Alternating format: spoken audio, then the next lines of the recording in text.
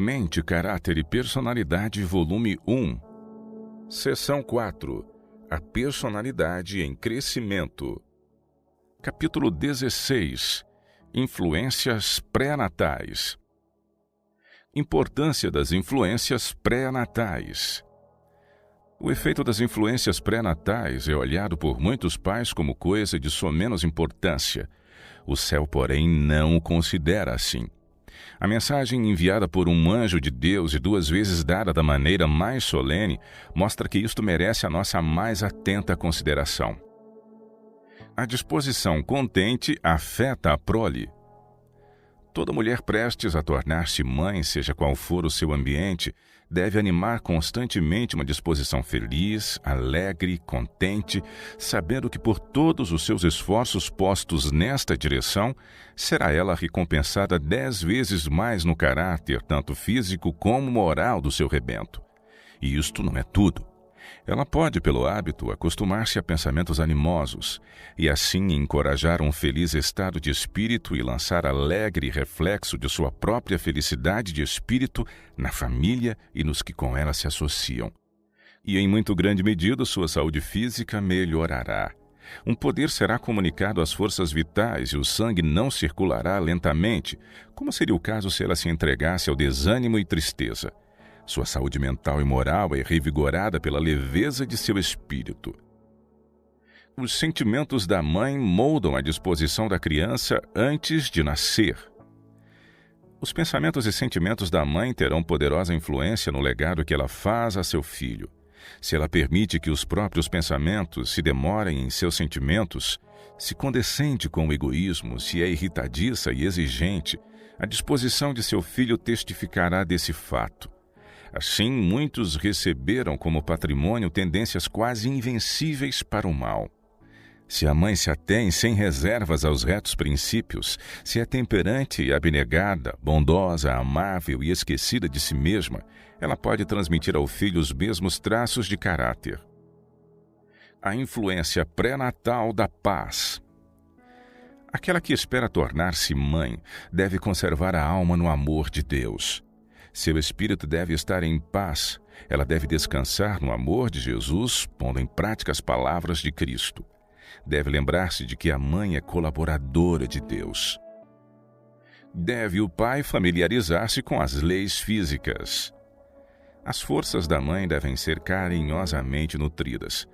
Em lugar de gastar suas preciosas energias em excessivo labor, seus cuidados e encargos devem ser diminuídos. Frequentemente o marido e pai desconhece as leis físicas de cuja compreensão depende a felicidade de sua família. Absorvido na luta pela subsistência ou empenhado em adquirir fortuna e assoberbado de cuidados e perplexidades, ele consente que pesem sobre a mulher e mãe responsabilidades que lhe sobrecarregam as energias no período mais crítico, causando-lhe enfraquecimento e doença. Crianças roubadas da elasticidade mental. Se a mãe é privada do cuidado e conforto que lhe devem ser proporcionados, se consente exaurir as forças em trabalho excessivo ou por ansiedade e tristeza, seus filhos são privados da força vital, da elasticidade mental e da jovialidade que poderiam herdar. Muito melhor seria tornar a vida da mãe feliz e contente, pô-la ao abrigo de necessidades, trabalho fatigante e deprimentes cuidados, fazendo com que seus filhos herdem boa constituição e possam abrir caminho na vida por suas próprias forças e energias. As necessidades da mãe não devem ser negligenciadas. As necessidades físicas da mãe não devem de modo algum ser negligenciadas. Dela dependem 2 vidas, e seus desejos devem ser bondosamente considerados, supridas generosamente suas necessidades. Mas neste tempo, mais que em qualquer outro, tanto no regime alimentar como em tudo mais, deve evitar qualquer coisa que possa enfraquecer-lhe o vigor físico e mental. Pelo próprio mandamento de Deus, ela se encontra na mais solene obrigação de exercer domínio sobre si mesma. A responsabilidade da esposa. As mulheres que têm princípios e que são bem instruídas não se afastarão da simplicidade do regime alimentar nessa ocasião, da gravidez, mas do que em todas as outras. Considerarão que outra vida está dependendo delas e serão cuidadosas em todos os seus hábitos, e especialmente no regime alimentar.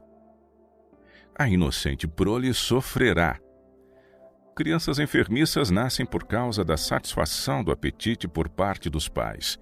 O organismo não requeria a variedade de alimento em que demorava um pensamento. Por isso que uma vez na mente deve ir também para o estômago. É grande erro que as mulheres cristãs devem rejeitar. Não devem permitir que a imaginação controle as necessidades do organismo.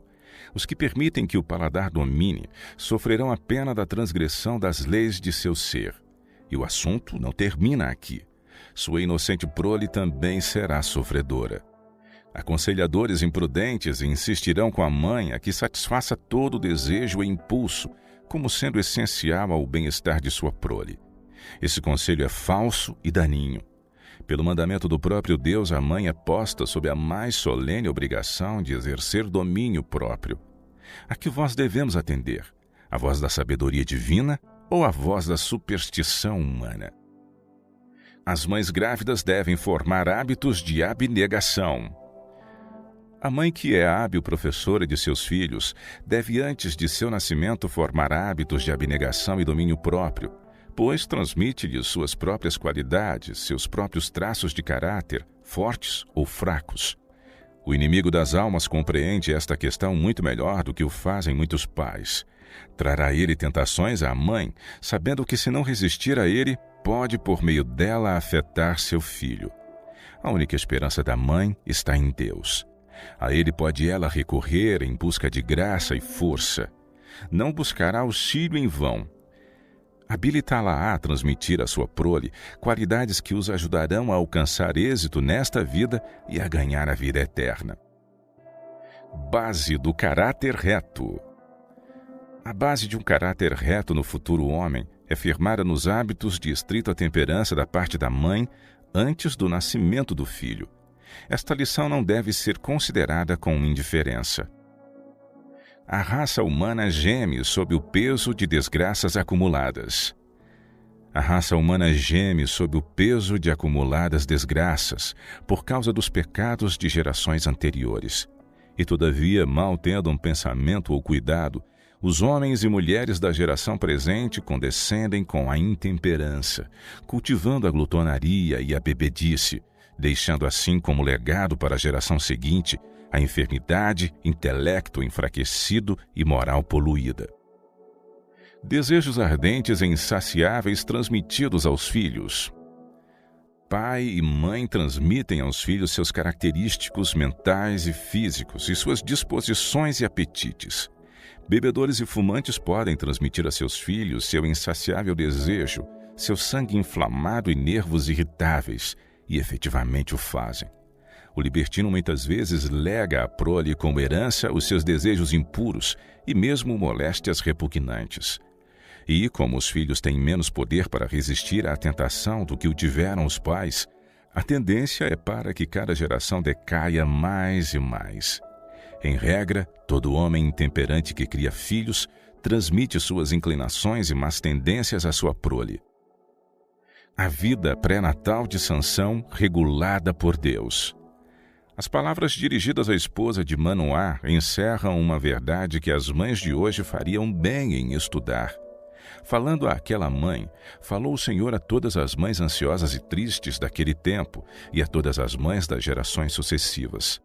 Sim, toda mãe pode compreender seu dever.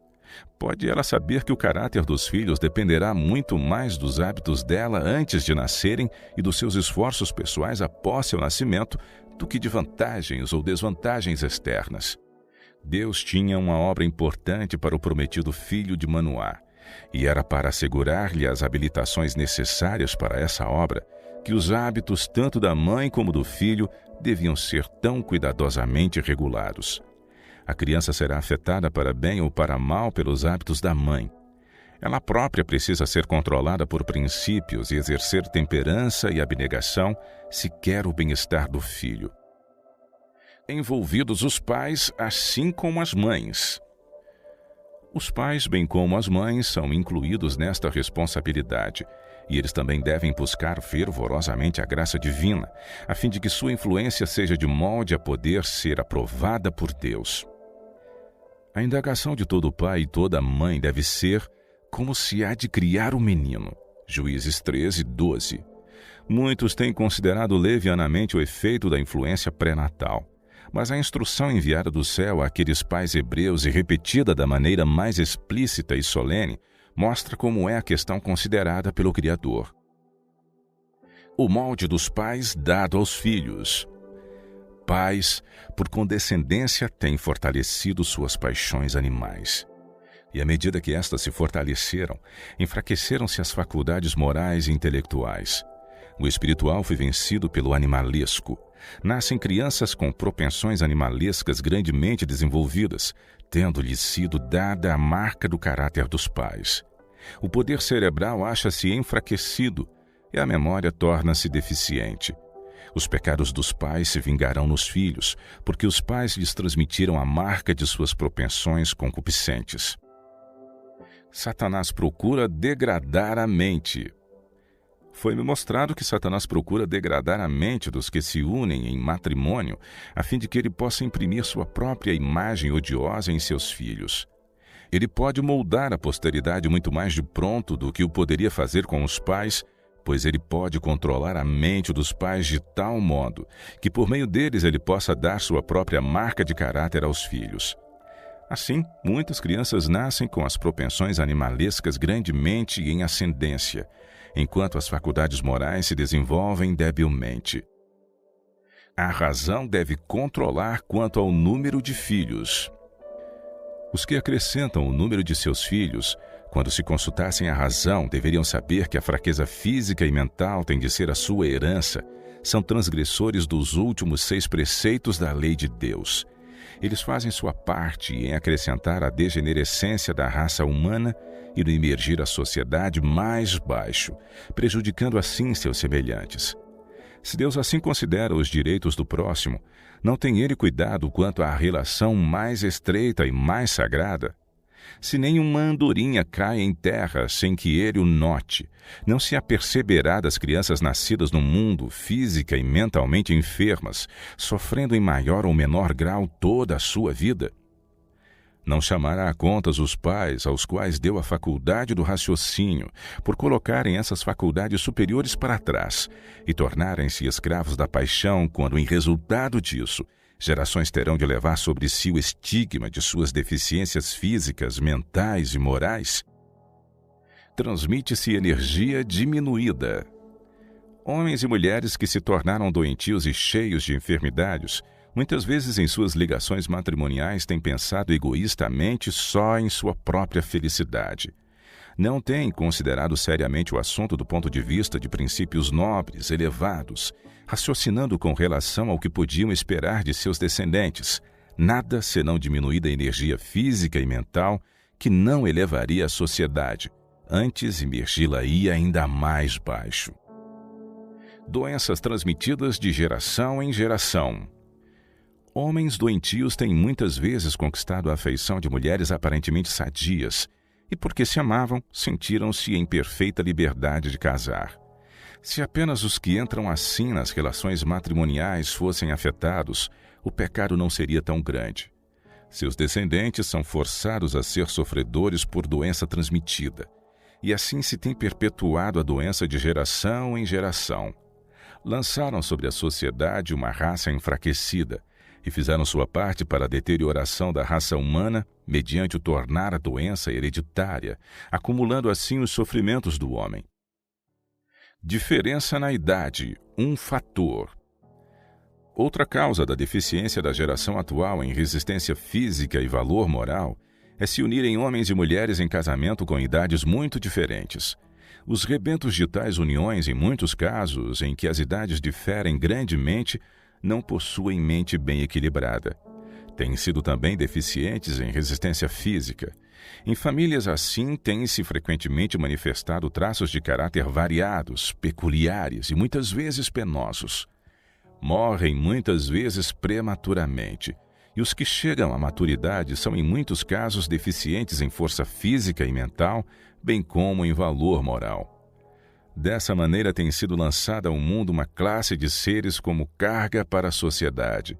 Seus pais foram responsáveis em alto grau pelo caráter desenvolvido por seus filhos, o qual é transmitido de geração a geração. Deus nos considera responsáveis pela negligência pré-natal. As mulheres nem sempre têm seguido os ditames da razão, em vez de ao impulso. Não têm sentido em alto grau as responsabilidades que sobre elas impendem para formar ligações tais que não haveriam de imprimir em seus descendentes um baixo nível moral e uma paixão para satisfazer apetites depravados à custa da saúde e mesmo da vida. Deus as considerará responsáveis em alto grau pela saúde física e caráter moral, assim transmitido às gerações futuras. Muitíssimos dessa classe se casaram e deixaram por herança a seus descendentes as manchas de sua própria debilidade física e costumes depravados. A satisfação das paixões animalescas, a grosseira sensualidade, têm sido os assinalados característicos de sua posteridade, descendo de geração em geração, aumentando a um terrível grau a miséria humana e apressando a depreciação da raça. Os pais proveem o equipamento vital dos filhos. O que são os pais, em grande parte, hão de ser os filhos. As condições físicas dos pais, suas disposições e apetites, suas tendências morais e mentais são em maior ou menor grau reproduzidas em seus filhos. Os pais moldam a sociedade e o futuro. Quanto mais nobres os objetivos, mais elevados os dotes mentais e espirituais, e mais bem desenvolvidas as faculdades físicas dos pais, mais bem aparelhados para a vida se encontrarão os filhos. Cultivando a parte melhor de si mesmos, os pais exercem influência no moldar a sociedade e erguer as gerações futuras. Mediante a condescendência com o apetite e a paixão, desperdiçam as energias, e milhões se arruinam tanto para este mundo como para o porvir. Os pais devem lembrar que os filhos hão de enfrentar estas tentações. Mesmo antes do nascimento da criança, deve começar o preparo que a habilitará a combater com êxito na luta contra o mal. A responsabilidade repousa especialmente sobre a mãe. Ela, de cujo sangue a criança se nutre e se forma fisicamente, comunica-lhe também influências mentais e espirituais que tendem a formar-lhe a mente e o caráter. Pais têm dado aos filhos seu próprio molde de caráter. Pais têm dado aos filhos seu próprio molde de caráter. E se alguns traços são indevidamente desenvolvidos em um dos filhos, e outro revela um traço de caráter desagradável, quem deve ser paciente, longânimo e bondoso como os pais? Quem, como eles, se deve empenhar por cultivar nos filhos as preciosas graças de caráter reveladas em Cristo Jesus? As mães não apreciam nem pela metade seus privilégios e possibilidades. Parecem não compreenderem que podem ser, no mais alto sentido, missionárias, cooperadoras de Deus em ajudar os filhos a formar um caráter simétrico. Este é o grande encargo da obra que Deus lhes dá. A mãe é o agente de Deus para cristianizar sua família. Responsabilidade dos pais quanto à influência pré-natal. O primeiro grande objetivo a ser atingido na educação dos filhos é uma sã constituição, que prepare em grande maneira o caminho para a educação mental e moral. A saúde física e moral se acham estreitamente unidas. Que enorme peso de responsabilidade repousa sobre os pais, quando consideramos que a direção por eles seguida antes do nascimento dos filhos tem muito que ver com o desenvolvimento do caráter deles depois do nascimento. Que fazer a respeito? Podem os pais ter transmitido aos filhos tendências que tornarão mais difícil a obra de ensinar e educar esses filhos, de modo a serem estritamente temperantes e ter hábitos puros e virtuosos. Se o desejo de alimento insalubre e estimulante e narcóticos lhes foi pelos pais transmitido como legado, que responsabilidade tremendamente solene repousa sobre os pais para anular as más tendências que deram aos filhos. Quão fervorosa e diligentemente devem os pais empenhar-se em cumprir seu dever com fé e esperança para com sua infeliz prole. Dia de ajuste de contas dos pais. Qual não será a cena quando pais e filhos se encontrarem no final ajuste de contas? Milhares de filhos que têm sido escravos do apetite, de vícios aviltantes e cuja vida é uma ruína moral, colocar-se-ão face a face diante dos pais que fizeram deles o que são. Quem, a não ser os pais, terá de arcar com essa terrível responsabilidade? Foi o Senhor que corrompeu esses jovens? Oh, não! Quem então realizou esta terrível obra? Os pecados dos pais não foram transmitidos aos filhos em apetites pervertidos e paixões? E não foi completada a obra pelos que negligenciaram educá-los segundo a norma dada por Deus? Tão certo como eles existem, todos esses pais serão examinados na presença de Deus. Necessário mais do que sabedoria humana. Os pais devem lembrar que os filhos hão de enfrentar tentações. Mesmo antes do nascimento da criança, deve começar o preparo que a habilitará a combater com êxito na luta contra o mal. Ditosos aqueles cuja vida reflete a divina. Ditosos os pais cuja vida é um verdadeiro reflexo da divina, de modo que as promessas e mandamentos de Deus despertem na criança gratidão e reverência. Os pais cuja ternura, justiça e longanimidade representam para a criança a longanimidade, a justiça e o amor de Deus, e que ao ensinarem o filho a amá-los, a neles confiar e obedecer-lhes, estão ensinando a amar o Pai do céu, a nele confiar e obedecer-lhe. Os pais que comunicam ao filho semelhante dom, dotam-no com um tesouro mais precioso que a riqueza de todos os séculos, um tesouro perdurável como a eternidade.